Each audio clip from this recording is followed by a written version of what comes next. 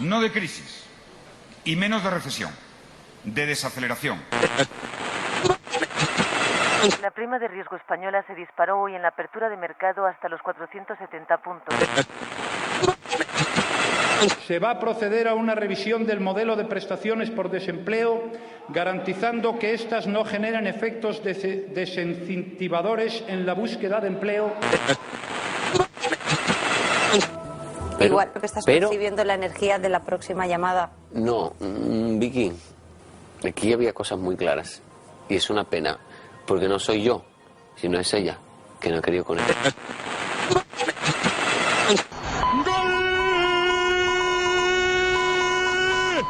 ¡Desaparecido! ¡Gol del muerto! Había que dilapidarlo, laminarlo, machacarlo, hundirlo y quitarlo. Yo no sé los demás qué dirán, pero a mí me gustan grandes. 5 centímetros me ha crecido. Así es, y el grosor, perfecta. Pero que si se suman 2 manzanas, pues dan 2 manzanas. Y si se suman una manzana y una pera, nunca pueden dar 2 manzanas. If you're looking for trouble, you came to the right place.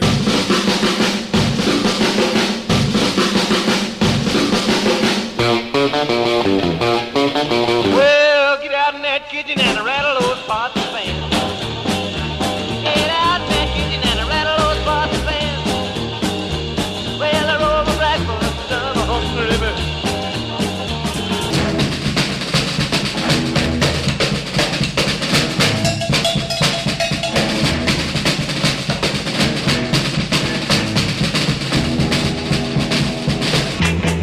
Lucila, no me dejes por favor. Oh, Lucila, no me dejes por favor. Te lo pido de rodillas, no me vayas a dejar.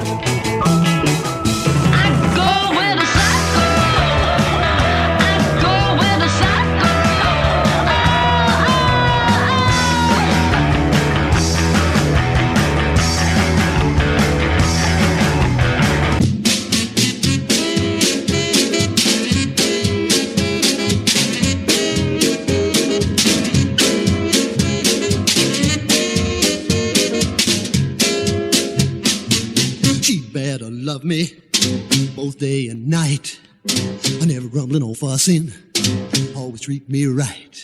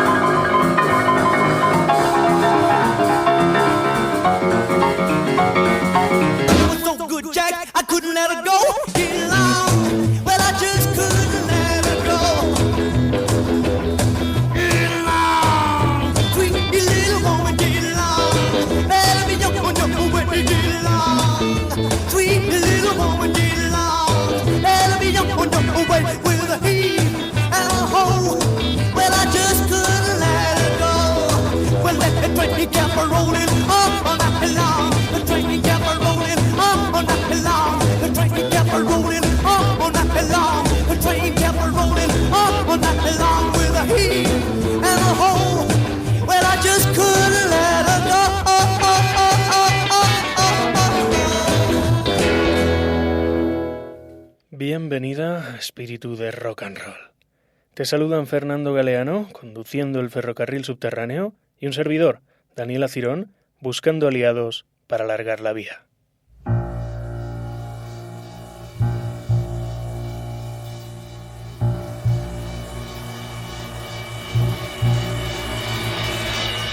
Y así bend anyone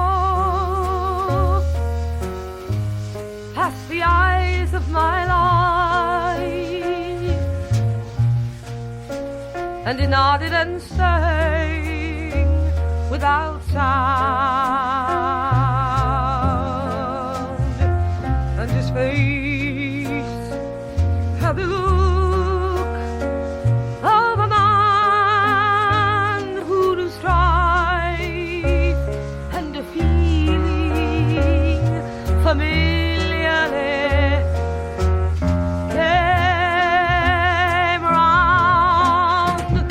said, man, where have you been for all these years? Man, where were you when I sought you?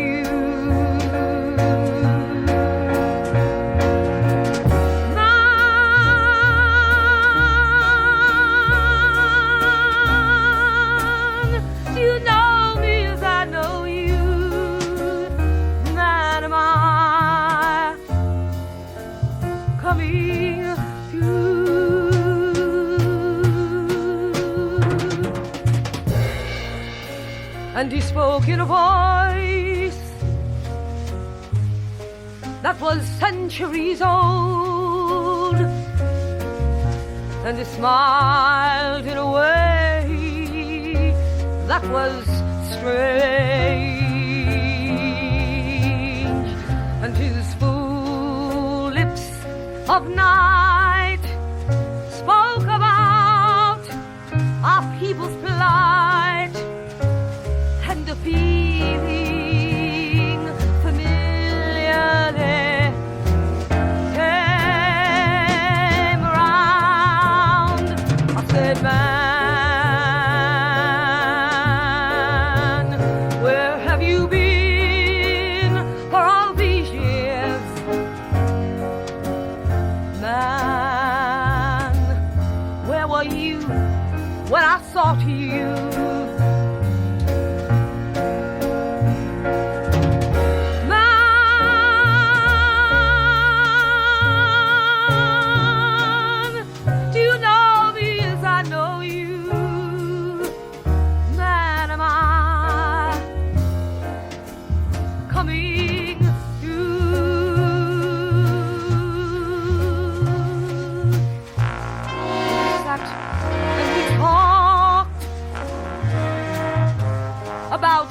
Freedom and things, and he told me about what he dreamed. And I knew of that dream long before he had spoke, and a feeling familiar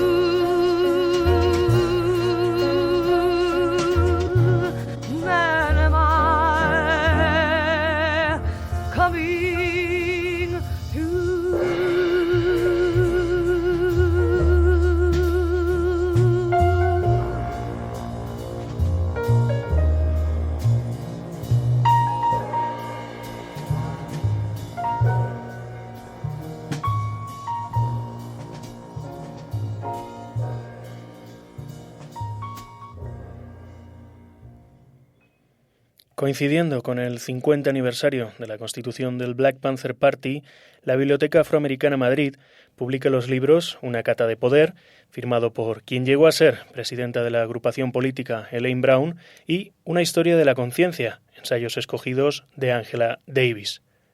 Con motivo de la publicación de ambos títulos, vamos a charlar acerca de feminismos y nacionalismos negros con su editora Mireia Sentís. Buenos días, Mireia. Buenos días, gracias por tenerme. Feminismos y nacionalismos negros han sido contexto y servido de inspiración al blues, rhythm and blues y rock and roll que habitualmente suena en estas emisiones. ¿Crees que sigue habiendo en la actualidad una conexión entre activismo político y música popular tan fuerte como la que hubo allá en la década de los 60?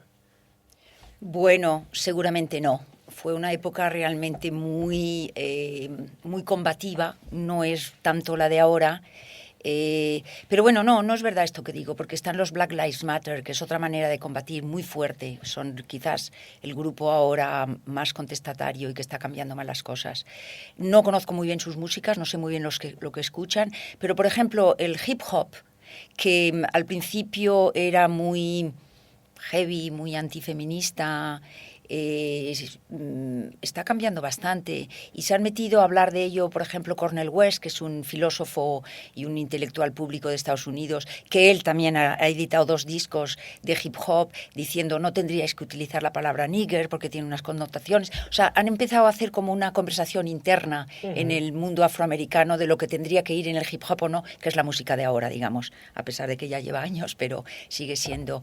En cuanto a políticamente, no lo sé muy bien lo que escuchan los Black Lives Matter. Y aquí me has dado un campo a investigar.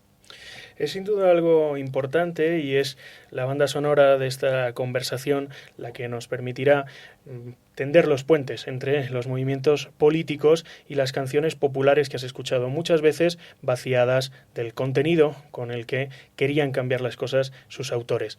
Llama la atención, si nos retrotraemos en el tiempo, que la música fue la única forma de creación estética no prohibida a los esclavos. Sorprende esto, ¿no?, siendo un arma de comunicación tan poderosa. Bueno, claro, para ser artista tienes que ser libre y era lo único que podían hacer. Y además, como todos hablaban, al principio hablaban lenguas diferentes porque venían de sitios diferentes, la música es lo que tenían más en común por el ritmo, ¿no? Y además, como cantaban en africano y en suajili, podían decir cosas mientras cantaban en los campos que no entendían los overseers, los dueños, los que los vigilaban. Pero en los 60 es que hay que contar que Elaine Brown, que fue una Black Panther que llegó a dirigir a los Black Panthers, era cantante. Era una compositora. Entonces se unió muchas cosas, ¿no? La música es muy potente en los afroamericanos. Bueno, han hecho el jazz, que es la música del siglo XX, y la música autóctona americana. Pero también hacían cosas, por ejemplo, trabajaban el hierro. Esto son cosas que no se conocen mucho, pero trabajaban el hierro porque, claro, tenían que hacer cosas que eran útiles para sus dueños. Pero son muy buenos en el hierro. Ha habido unas grandes exposiciones. Y después en los quilts, en los quilts que hacían, que es el cosido de telas, que además antes has dicho algo del Railroad Underground a la presentación, que servían de mapas por donde ellos tenían que seguir las rutas, por dónde no ir, si los sacaban fuera o no el quilt, si iba de rojos que siguieran esta ruta, la otra. Entonces sí que tenían un arte, pero que claro no era reconocido como arte.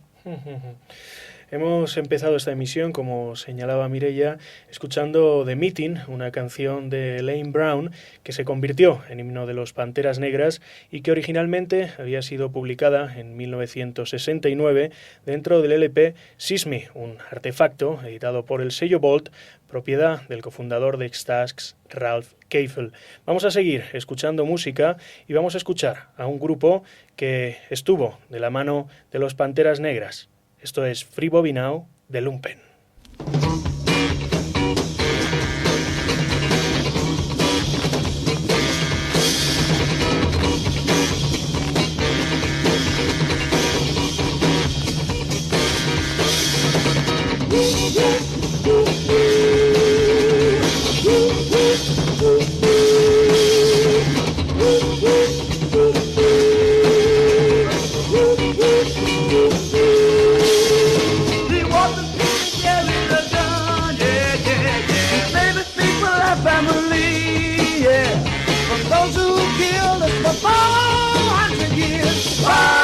Must be set free, we're saying Bobby must be set free, 'cause God Almighty said I damn the free. Say that he killed a brother, yeah, but this we know it just can't be, yeah.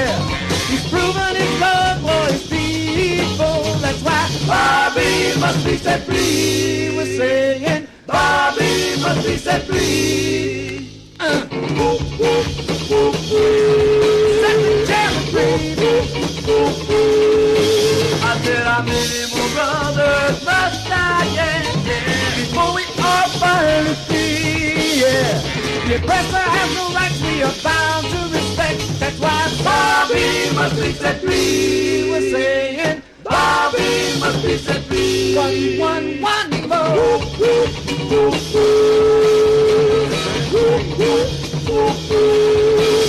We won't sacrifice our demons, 'cause you might be our destiny, yeah. If we must, we'll hold back tonight. Bobby must be set free. We're saying Bobby must be set free. We're talking about Bobby must be set free. We're talking about Bobby. The chairman Bobby. Home with you and me. We're saying Bobby. En 1970 se planchaba en un single de vinilo Free Bobby Now, una canción escrita por Bill Calhoun e interpretada por su grupo The Lumpen. La canción fue autoeditada, aunque aparecía publicada bajo el sello Seize the Time, una expresión sobre la que Mireia Sentís nos comentará ahora el origen, una expresión que coincide, como te decíamos, con el nombre del LP de Elaine Brown. Bueno, Seize the Time era, digamos, en los discursos o cuando se dirigían para hacer la idea de lo que iban a hacer los Black Panthers, lo dijo Bobby Seale en el momento en que decidieron que tenían que cambiar un poco sus políticas después de los derechos civiles de Luther King. Ya habían obtenido el voto, todo seguía igual, los barrios negros estaban empobrecidos, con una educación malísima y con la policía siempre ahí medio atacando. Ellos se sentían una nación invadida realmente. Entonces dijeron, bueno, tenemos que coger la época, ya no es la de el movimiento por los derechos civiles, cosa que también había comprendido Luther King, que ya estaba hablando con Malcolm X, porque los dos, uno se había ido ya un poco del Islam, había creado su iglesia mucho más abierta, el otro ya había dicho que ahora lo que tenían que hacer era la igualdad, irse ya del capitalismo, que tenía que haber una igualdad económica, que no era solo negro y blanco, y se unieron, se empezaban a hablar y se los pelaron a los dos, por eso murieron los dos.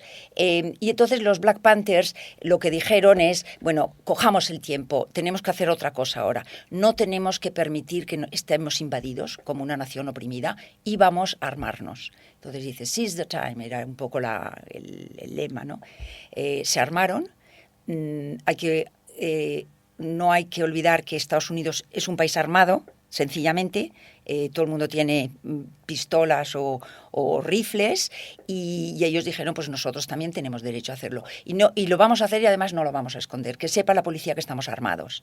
Y es cuando empezaron a armarse y en cuando empezaron el gobierno a pensar que tenían ahí un grave problema. Pero ellos no empezaron se vendió su imagen, claro, el gobierno como unos que iban a matar a la gente por la calle o que...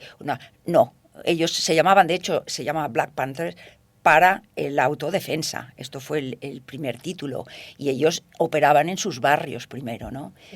Además tenían un dietario de 10 puntos en los cuales sabía obtener casas que no fuera más del 25% del salario, que además fueran casas que el casero las mantuviera limpias y no decaídas.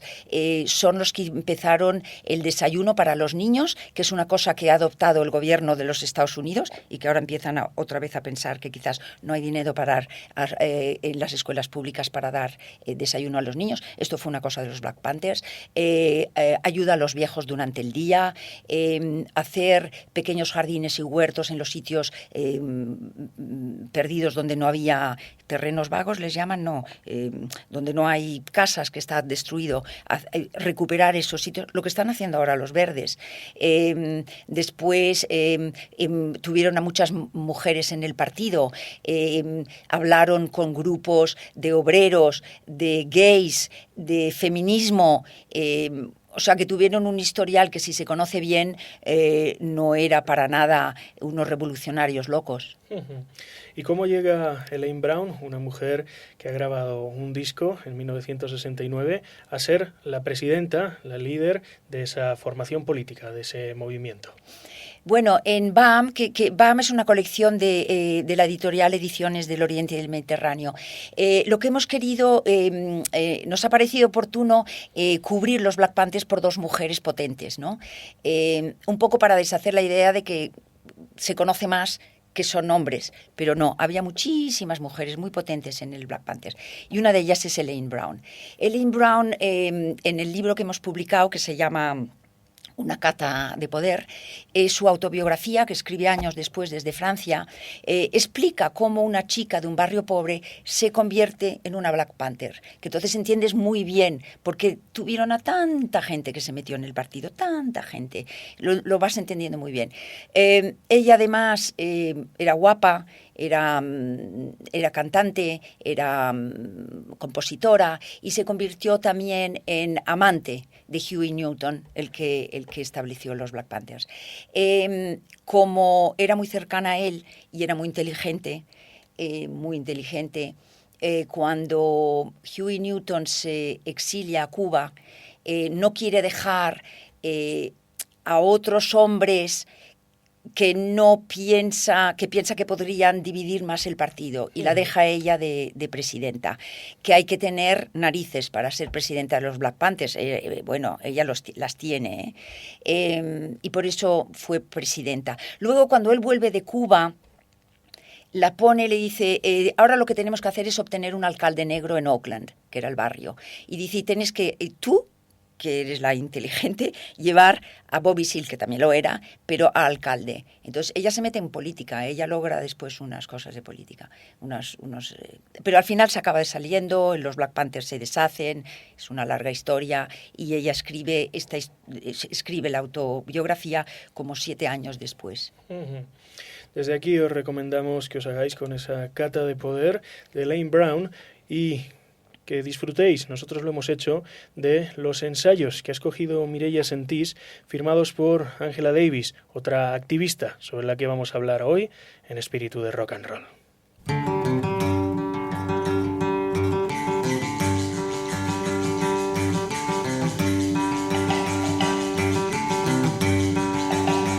Got a sweet like an angel, got a clean up girl, got a sweet like an angel. Up on my wall. Well, she ain't no singer, she ain't no star, but she sure does the good, and she moves so fast. But the gal in danger, yeah, the gal in chains. But you keep on pushing, what you take on bet? She counting up your minute, counting up your day. She's a sweet black angel, oh, not a sweet black slave.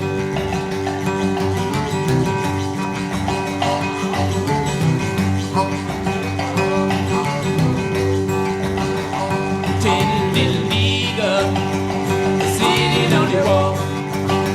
Her brother been a falling one by one.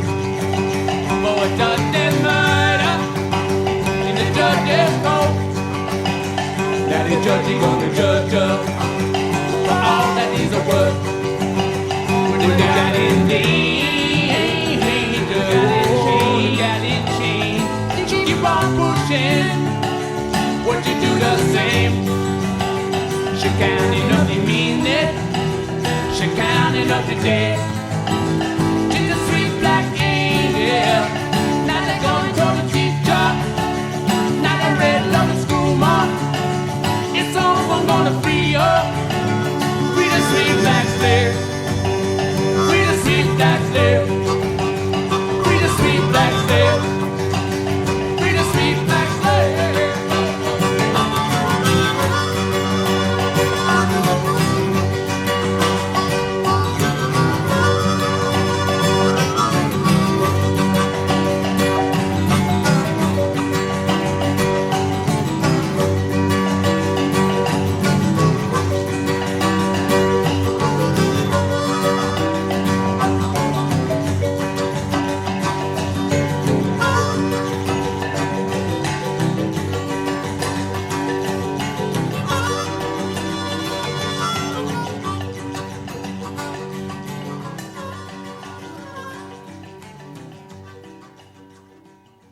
10 little niggers sitting on the wall, her brothers been a-fallen, fallen one by one. Escuchabas a los Rolling Stones cantar Sweet Black Angel, una canción publicada originalmente en 1972 dentro del LP Exile on Main Street, un artefacto editado por ellos mismos bajo su sello Rolling Stone Records. Una canción dedicada a Angela Davis, esa profesora universitaria que tras ser perseguida, encarcelada y difamada, se convirtió en un icono. Vamos a aprovechar que tenemos a Mireia con nosotros, que ha llegado incluso a entrevistar a Angela Davis, para construir una breve semblanza sobre esta profesora que ha acabado siendo una de las activistas más conocidas del mundo. Lo primero que te quería preguntar, en lo que me gustaría profundizar, es acerca del papel que tuvo como profesora en la Universidad de California en Los Ángeles. Cómo desde un primer momento Angela Davis entiende que el cambio se encuentra en la educación y que debe ser a través de las escuelas donde se forjen nuevos valores y se pueda construir una sociedad más justa. Bueno, Angela Davis era hija de profesores izquierdistas, gente que estaba en el NAACP, que es un grupo que se ocupaba del adelanto de la gente de color. La madre pertenecía a un grupo que era estudiantes no violentos, o sea que ella ya provenía de una familia, digamos, muy concienciada. No solo esto, sino que a los 6 años ya el FBI, la CIA, visitaba su casa, o sea que es una mujer que ya estaba entrenada en esto. Era especialmente brillante en los estudios y a los 14 años obtuvo una beca y se fue a una escuela de Nueva York que se llama Little Red House School, donde leyó por primera vez a los comunistas, a Marx, etc. Entonces ya empezó sus estudios a los 14 años. Sí. Luego también estudió en una universidad, la Brandeis, muy izquierdista, es una universidad de la misma zona que está Harvard, MIT, Boston University, y es que en la época McCarthy decidieron acabar con todas las izquierdas y McCarthy se cebó en todas estas universidades de élite, pero no se atrevió mucho con Brandeis porque había muchos profesores judíos y alumnos. Y pensó, me van a tachar de antisemita, cuando yo lo que quiero es acabar con los grupos revolucionarios. Entonces muchos profesores o que les echaban o que dejaban esas universidades porque ya les ponían demasiadas reglas y cosas, se iban a Brandeis. Entonces, claro, era una universidad digamos, de primera fila en adelanto político, y ahí estudió ella con Marcuse. Después estudió 2 años en Frankfurt, en la escuela de Frankfurt, con Habermas y Adorno. Luego estuvo en la Sorbona durante 2 años, donde se puso en contacto con todos los negros de otros países que ya no conocía hasta entonces, con todos los países colonizados de Europa, entre ellos Argelia, que era pues la gran colonia de Francia, y empezó a estudiar todas las teorías postcolonialistas de Frantz Fanon. En fin, que es una mujer que lleva un bagaje fuera de lo común. A ese bagaje académico hay que sumar la experiencia de la autorrepresentación. Ella misma, en los ensayos que has escogido en Una historia de la conciencia, confiesa que ese momento en el que propone al juez representarse a sí misma es un momento que marca un antes y un después en cómo ella va a enfrentarse al día a día. ¿Crees que si no hubiera sufrido este juicio en el que decidió representarse a sí misma, habría sido una voz tan activa como lo ha sido desde entonces? Hubiese sido igualmente activa. Lo que pasa es que no hubiese saltado de repente y de la manera que saltó a la escena internacional. Esto sí, ella hubiese sido activa, hubiese sido una filósofa, hubiese seguido igual. Lo que pasa es que saltó a una escena internacional, que eso quizás no se lo esperaba a nadie, ¿no? Hombre, era muy raro. Ella tenía 26 años o 25 cuando decidió defenderse a ella misma. Le decían, pero no lo hagas, una mujer negra, joven, y encima con el look que tenía, que toda la prensa la va a tomar, digamos, como una chica mona que está haciendo. Pero ella perseveró, ¿no? Después de pensárselo mucho, porque cuando la metieron en la cárcel, lo pasó mal, hizo una huelga de hambre que por poco la mata, empezó a hacer yoga, a pensar y dijo, quizás es el momento, quizás tengo una oportunidad de demostrar que es la gente la que cambia las cosas, no solo las organizaciones y los estados que tienen que dar leyes, somos nosotros uno por uno que tenemos que cambiar las cosas. De hecho, cuando uno de los libros de Baham, de June Jordan, una amiga suya, que es también una filósofa, era, porque se murió hace poco de cáncer, nos hizo el prólogo y dijo, bueno, yo echo de menos a June Jordan porque era una mujer que siempre decía, no tenemos que esperar a un Mesías que nos salvará, Obama no va a cambiar, nos estamos esperando a nosotros mismos. Pues ella es lo que hizo esto, lo hizo pues 40 años antes. Hemos escuchado antes a los Rolling Stones cantarle a Angela Davis y a lo que ejemplificaba al ser juzgada y finalmente encarcelada. Pues ahora vamos a escuchar a John Lennon, quien también, cuando empezó a residir en Nueva York, empezó a curiosear y a rodearse de lo que el gobierno de los Estados Unidos consideraba malas influencias. No son pocas las teorías que hablan de que fue asesinado por la CIA precisamente por entrar en contacto con organizaciones políticas, por movimientos sociales como los Panteras Negras.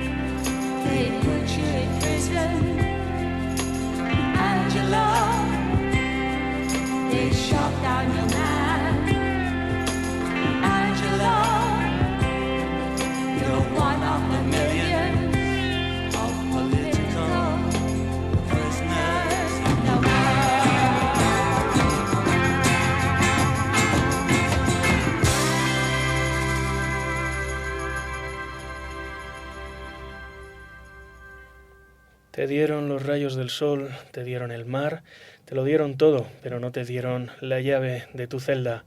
También en 1972, John Lennon, acompañado de Yoko Ono, dedicaba una canción a Angela Davis, una canción que publicaban dentro del disco Sometime in New York City, publicado también, autopublicado, como en el caso de los Rolling Stones, bajo la etiqueta Apple Records.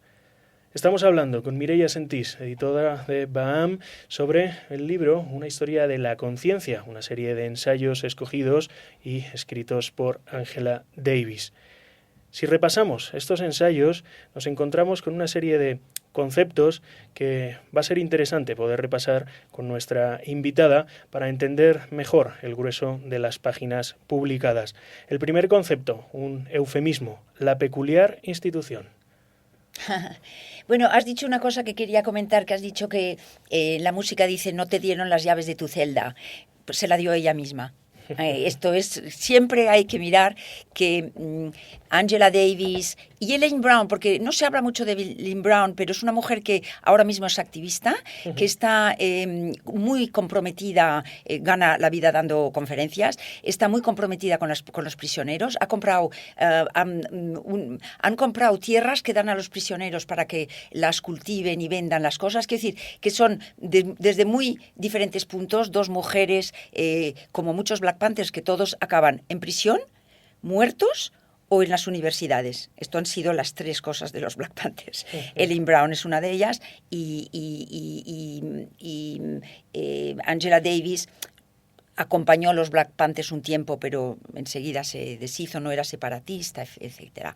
Y ahora me he olvidado lo que me has preguntado. Luego hablaremos precisamente sobre la visión que tiene Angela Davis de los Panteras Negras, pero antes te pedía, Mireia, que repasásemos algunos de los conceptos que aparecen en los ensayos que ha escrito Angela Davis. El primero es bastante interesante por ser, como decía, un eufemismo, la peculiar institución. ¿Qué es la peculiar institución? La esclavitud. Así lo llamaban, no es una cosa que ni inventada por ella, ni se llamó así desde el principio, The Peculiar Institution. Pues, ¿por qué? Bueno, yo creo que lo del esclavismo les daba un poco vergüenza decirlo, ¿no? Ya en aquel momento ya se veía que no era. Entonces se encontró este eufemismo, que es como lo llamaban, en vez de llamarlo esclavitud directamente, porque la esclavitud pues había conocido...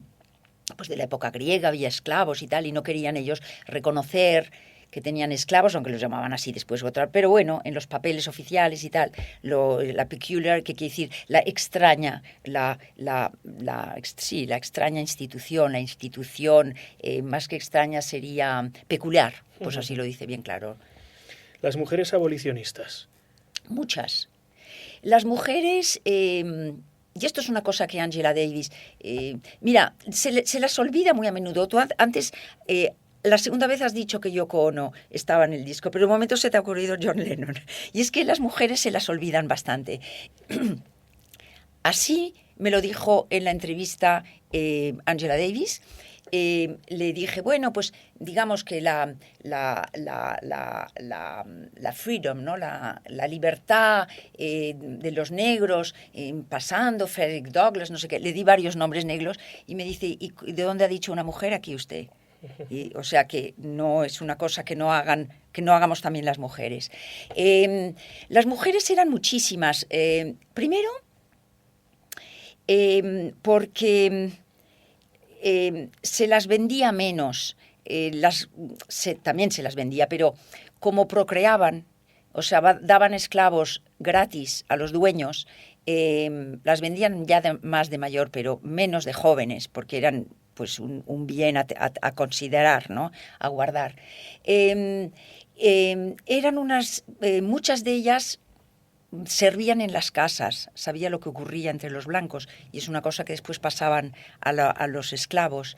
Y eran unas grandes cooperadoras del Railroad Underground, que es la ruta por las cuales los esclavos se escapaban.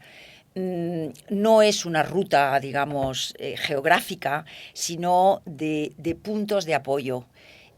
por dónde podían ir, dónde había abolicionistas que ayudaban a los esclavos, que casi todos eran cuáqueros. Y las mujeres cosían los quilts. Y con esto se sabía, porque sacaban uno que decían seguir la ruta hacia el este, seguir hacia el derecho. A tantos kilómetros hay una casa que os recibirán. O sea que estuvieron muy activas, tanto como los hombres, no digo que más, pero tanto como los hombres. Podemos hablar entonces de una ruta segura que recibió el nombre de Underground Railroad, y hay, como siempre en la historia de la humanidad, en el mundo del espectáculo, también espacios de pseudo tranquilidad.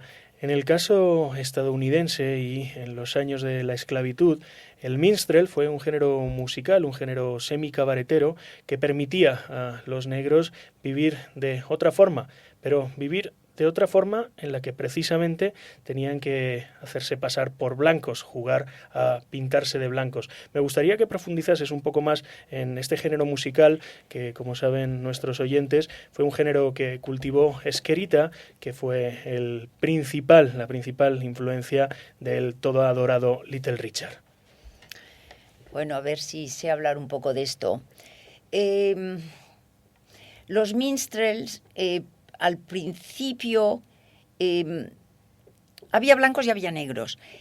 Los blancos se pintaban de negro, porque al principio no podían, los negros no estaban libres para hacer de minstrel. Esto ya fue una vez abolida la esclavitud.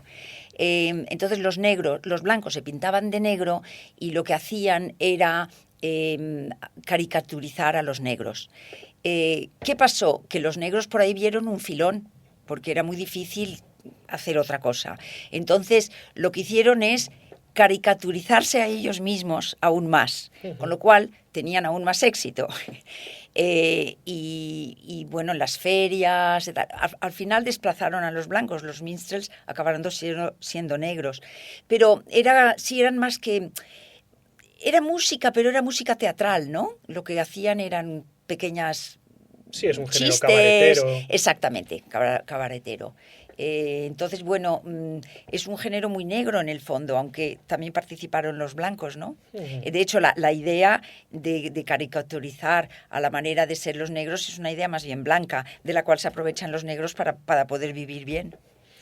En esta serie de conceptos que aparecen en los ensayos escogidos por Mireia Sentís y escritos por Angela Davis, no queremos dejar pasar la oportunidad de hablar sobre la nación del Islam, no sé si decir partido político clave a la hora de entender los nacionalismos negros y cómo han ido evolucionando en Estados Unidos hasta la actualidad. Bueno, el Islam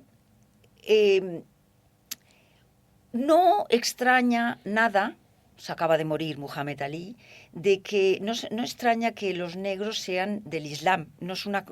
Es una cosa que va con los negros en Estados Unidos. De hecho, el Islam entró con los esclavos. Los primeros esclavos, un 35% así eran islámicos. Venían pues de una tradición escrita, venían de una tradición más estructurada que los otros esclavos. Y fueron los que estructuraron los barrios, los quarters, donde vivían los esclavos. Se convirtieron ellos un poco en los que estructuraban la sociedad de los esclavos. O sea que siempre fueron mirados con admiración. O sea que no hay ningún problema en ese caso. Más tarde, los islámicos tuvieron la idea de meterse en las prisiones y de dar cultura, estudios a los prisioneros negros que se convertían al Islam. Lo que ocurrió al Malcolm X y lo que ocurrió al mismo Mohamed Ali. Pero Mohamed Ali, sí, exactamente, cuando estuvo en prisión. O sea que iban allá. No solo esto, se ocupaban de ellos cuando salían. Y además les limpiaban, porque claro, Mohamed Ali se metió por una cuestión política, de una valentía total. Malcolm X se metió siendo más o menos llevaba putas por la calle, ¿no? Que es lo que bueno, era un hombre muy inteligente, pero no estaba, digamos, concienciado, y lo hizo a través del Islam. El Islam, por ejemplo, no deja tonterías que parecen no muy importantes, pero que lo son mucho para un grupo pobre. No les dejan beber, no les dejan fumar y no les dejan comprar con tarjetas de crédito. O sea, no se endeudan. No solo esto, sino que la Nación del Islam compra pues desde tiendas y tal, donde ellos los pueden autoemplear. Y después tienen colegios muy bien estructurados. Con lo cual no es nada extraño que uno se haga de la Nación del Islam siendo negro. Y esto está muy comprendido en Estados Unidos. Y no tratan nunca igual a un negro norteamericano del Islam como ahora, por ejemplo, a un inmigrante islámico. Ya saben muy bien que son dos cosas diferentes. Es así. Entre 1960 y 1970 se puede considerar que se da el máximo apogeo de los nacionalismos negros en Estados Unidos. La Nación del Islam es uno de los grupos políticos que participan dentro de esta colección de nacionalismos. También están los Panteras Negras y hay otras tantas formaciones. ¿Qué tienen en común todas estas formaciones, todos estos nacionalismos negros a la hora de cambiar la sociedad? Porque, como pasa en todos los cambios revolucionarios o en todos los objetivos revolucionarios, al final acaban saltando las luchas internas entre partidarios en teoría comunes. ¿Qué tienen en común? Que todos vienen de mucho antes. Ya, por ejemplo,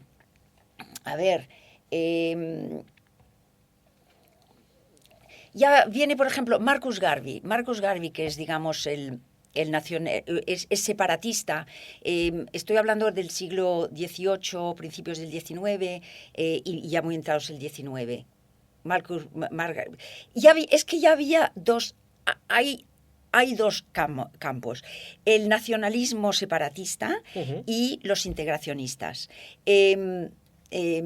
Son dos, digamos, dos caminos que se ha seguido siempre desde los esclavos. Unos se querían integrar, los otros querían volver a África o querían hacer una nación dentro de una nación. Entonces, estos diversos grupos han entrado por aquí y por allá. Marcus Garvey, por ejemplo, era un separatista, que también lo son los Black Panthers, que también lo era Malcolm X. Integracionistas, estaba el filósofo y político Du Bois, después estuvo Martin Luther King. Todos estos eran de la banda integracionista. Por ejemplo, Du Bois fue en la Primera Guerra Mundial, fue el que dijo, se puso, le apoyaron. Claro, siempre el gobierno siempre ha apoyado más a los integracionistas, siempre, porque son, digamos, menos conflictivos o porque creen que a la larga llegarán, entonces hablan más con el gobierno. Du Bois quiso dijo a los negros, ir a la guerra, porque cuando vean que seremos todos, que somos, digamos, proamericanos y tal y cual, además prometen que ya dejarán de segregacionar los militares y tendremos los mismos derechos, etcétera. Y mucha gente fue a la guerra porque lo dijo Du Bois. Cuando Marcus Garvey decía, para nada, tenemos que hacer la vuelta a África, había un movimiento que se llama Back to Africa, compró flota, 4 o 5 barcos que estaban comprados solo con el dinero de negros, la primera vez que pudieron ellos participar, los negros, en algo negro, etcétera. O sea que ya había dos caminos. ¿Qué pasó? Se fueron a la guerra, a la vuelta igual, nada, porque además los militares fueron igualados en la Segunda Guerra Mundial, no en la Primera, y Du Bois regaló su pasaporte americano y se fue a África y dijo, no hay manera de que no tal. O sea que son grupos que muy a menudo están en contra el unos de los otros, pero también muy a menudo se unen, porque todos quieren lo mismo, que es la igualdad. Desde aquí animamos a nuestros oyentes a que buceen en la red en busca de un artículo que, si no me falla la memoria, publicó La Felguera, en el que se habla de las reuniones que mantuvieron la gente de la Nación del Islam con el partido nazi estadounidense, pues tenían en común esa voluntad de que los negros se marchasen de Estados Unidos.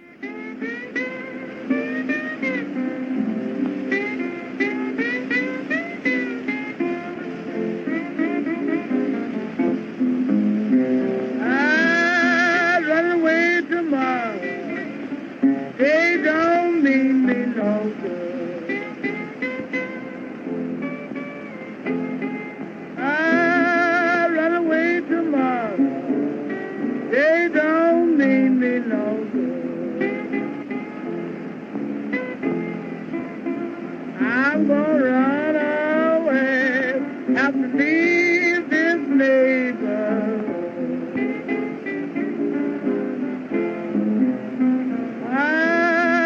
Sun gonna shine someday in my backyard.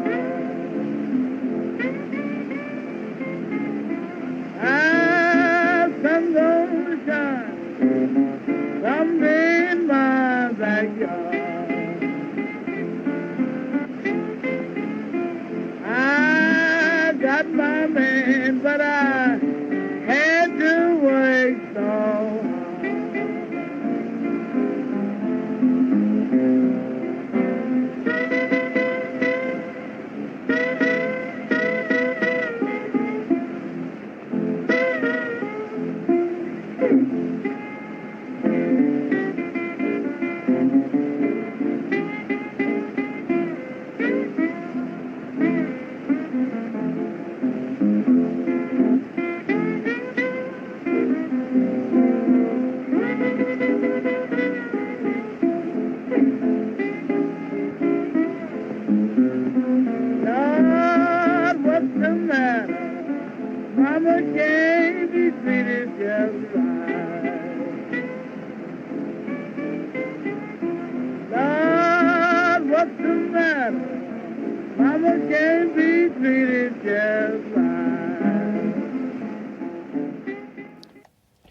Escuchábamos a Ma Rainey cantar Runaway Blues, una grabación de 1930 publicada por Paramount.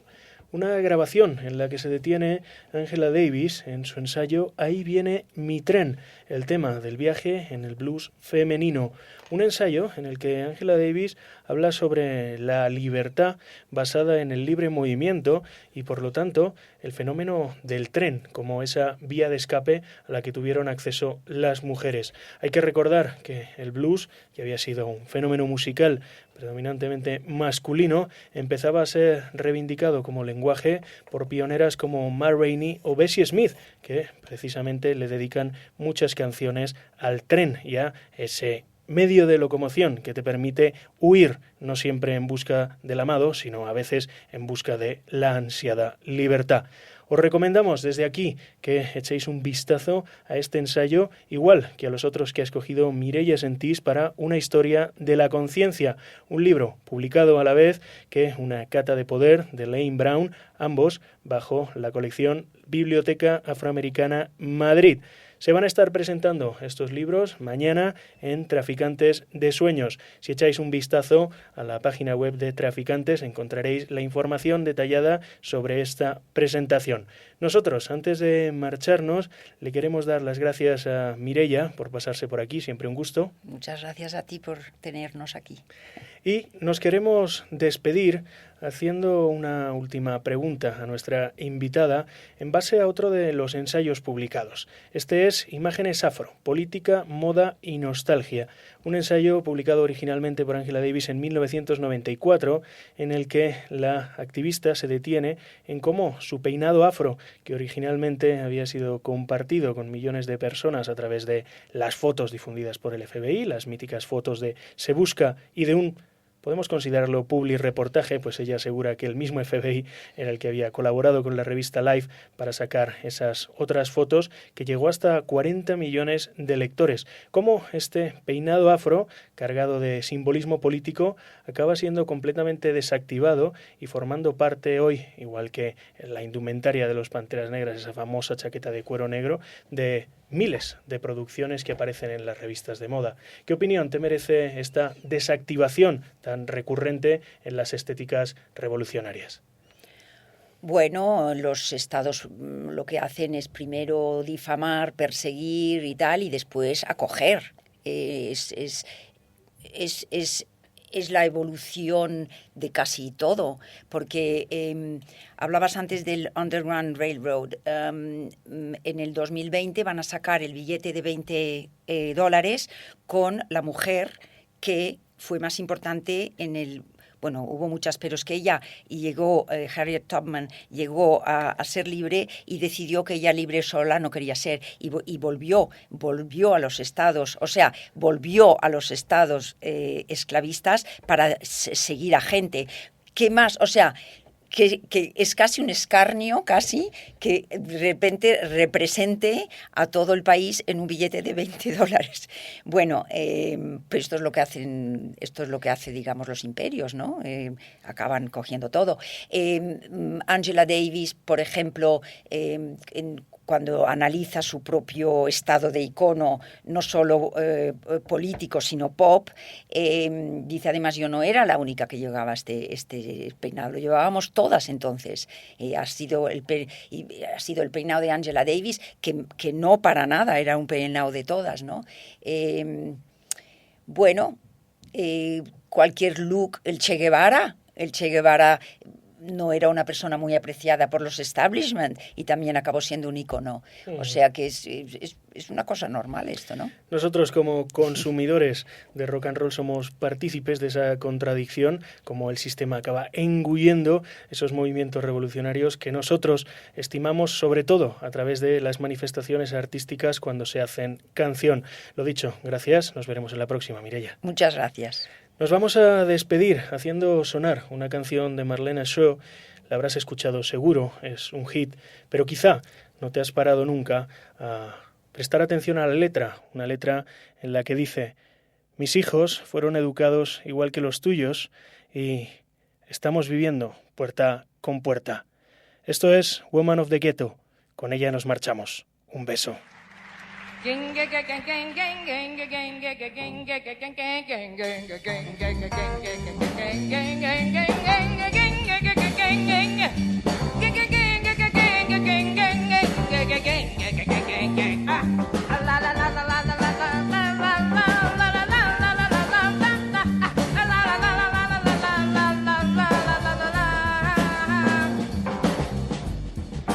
I was born, raised in a ghetto.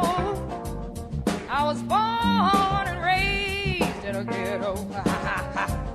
I'm a woman of the ghetto. Won't you listen, won't you listen, won't you listen to me there just later?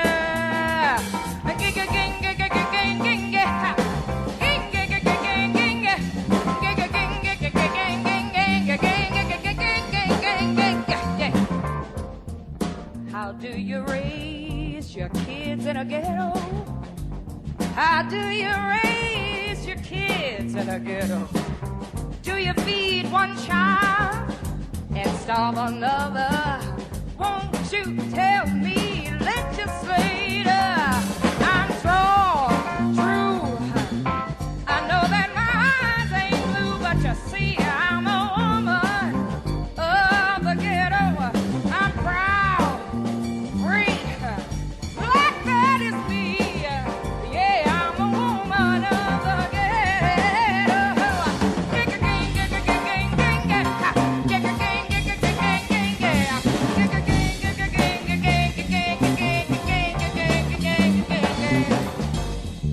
How does your heart feel late at night?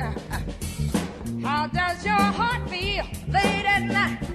Does it beat with shame? And does it beat with pride? Or won't you tell me, legislator?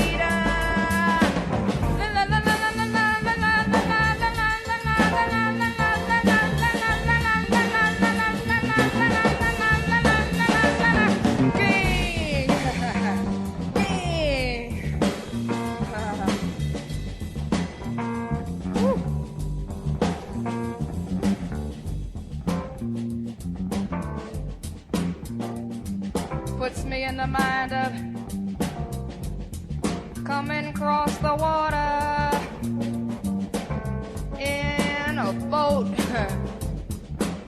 chained, tied together. They said no, they're really not men and women. Just chain them up, tie them up, chain them up, tie them up, chain them up, tie them up, work, work, work. That's where the movement came from. Say Lord, Lord, la la la la la la la. My children learn just the same as you. As long as nobody tries to close the door, they cry with pain. But when the knife cuts deep, they even close their eyes when they want to sleep.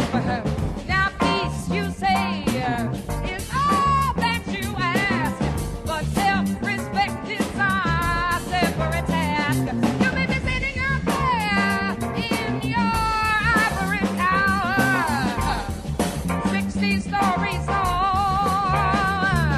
I know that you may have checked out at least one ghetto, but I wonder, have you lived there at all? Places like Watson, Harlem, tell me, Chicago, tell me, Washington got some too. I have been up on the mountaintop, and I'm free at last. I say I'm free at last. I've seen the children dying, and I've been one of the mothers who was crying. Ging, ging, ging, ging, ging, ging, ging, ging, ging. Get it, get it, yeah. Ging, ging, ging, ging, ging. Ging, ging, ging, ging, ging, ging, ging. Ging, ging, ging, ging, ging, ging, ging. Ging, ging, ging, ging, ging. I am the woman. I am the woman. I am the woman. Yes, sir. I said that I am. I mean that I am. I'm the woman. I'm the woman. I'm the woman. I'm the woman of the ghetto. Strong, true. Woman. Woman. You can walk through the streets of the ghetto at night. Whole lot of pretty, some ugly sights. Along comes the sleek limousine. Say, hey baby, I got 10. Look at me, I'm clean. So she takes a little dough. What the hell, everybody got to go. I got a baby. I got a baby. I got a baby I want to feed, and I'm not really giving it all up. Just a little 10-cent piece or two. The black woman. But I ain't gonna raise your babies no more. I got a few of my own. I wanna keep so on. Hey, hey, hey, hey. I said,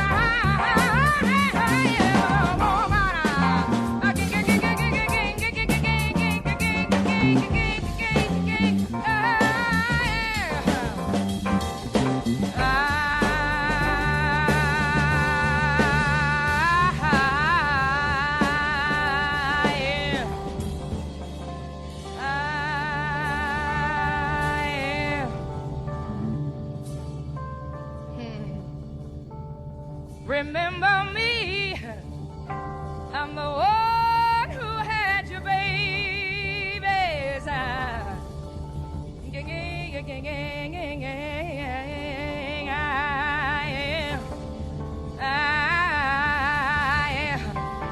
I am a woman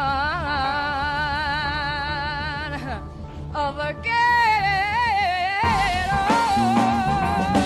Woman, I'm a woman.